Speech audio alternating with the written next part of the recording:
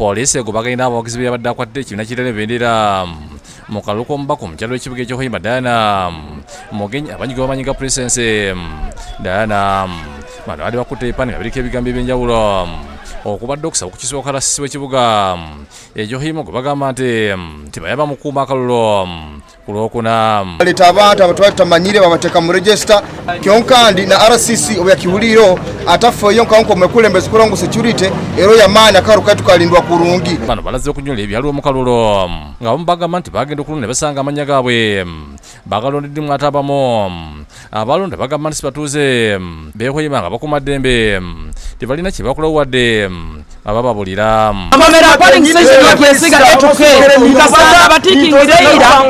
Lyange nikyo kyangu balyange kasanga likomerera bakatikinga lyaki nkugamba muzeiru gayo oyireta bakagamba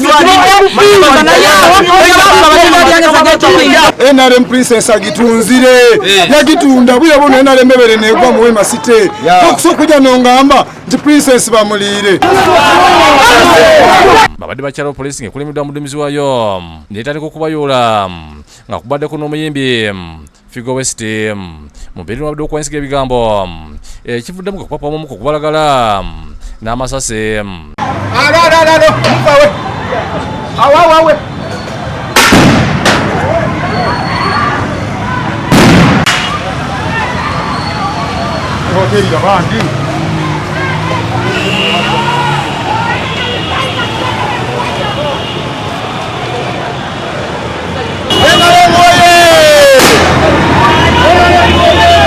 Kino kijje mu mbeera Diana Mugenyi abadde mu hoteri ya Place wabadde asisiira n'alaga obutali bumativu.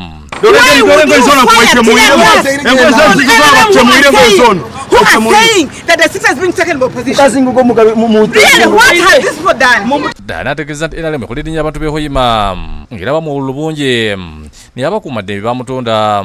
bagamba ngu every voter has a right to vote nga kwetaaga. Yes, a voter has a right votinga ala kwetaaga tunuko. If that voter akozere with a genuine heart, genuine intention akoze na yenda ngo maybe magana kikube kulima amakaga ngalinka gali musite baitu bana abantu it was organized group. Onaze President Museveni ayisente bw'ekibino kunonyeza kwa kumadembe abali Hoima. Your Excellency please nkukusaba oija bintu bino mbikuheereza bakukubiha. Davis Payinga na myukalasi w'ekibuga kya Hoima aze abawagizi ba Diana okubeera bakakamo. But what I can tell you, omukazi Princess Diana mwamukozesa mbasa kuyamu ekintu ekirala. Ku Lwokutaano akulira ebyokulonda Hoima Obura Atamba yalangira Sinansi Nyakato owa PFF ng'afunye obululu $7,000 mu kikumi mubiri nga muna NRM Diana Mugenyi yafuna obululu $1,000 mu 1997. Abala kwaliko Bridget Kizi wa NUP yafuna obululu $3,633 ate Sylvia Nalumaka esimba okubwe nafuna obululu $1,000 Ambulozi Nwagaba Katoto yakusakidde Green ku Bukedde TV.